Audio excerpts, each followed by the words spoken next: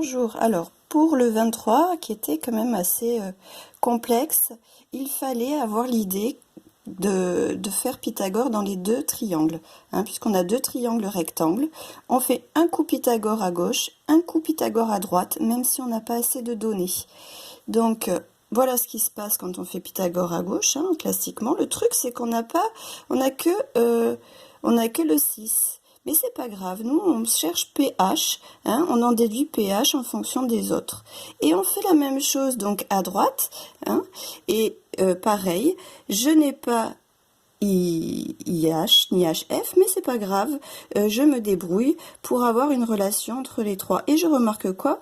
Je remarque que je fais apparaître à droite que HF au carré est égal à 6 carré moins IH carré, et exactement la même chose ici.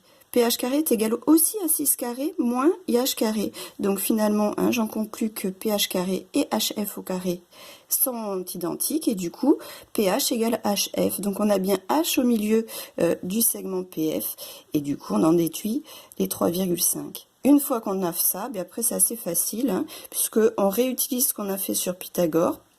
Alors on n'est pas obligé de tout recommencer puisqu'on l'a fait à l'exercice, à la question d'avant. Donc je récupère cette ligne et je poursuis donc mon travail jusqu'à ce que j'ai obtenu ce qu'il me demande. Donc moi je trouve 4,9 cm environ, donc on fait bien attention. Il me semble que c'est 4,8 et puis derrière il y a un chiffre qui est supérieur à 5.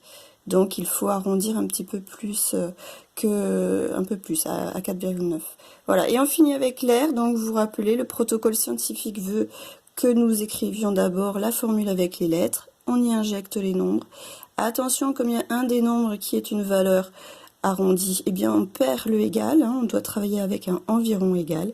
Et voilà, l'arrondi de l'aire du triangle.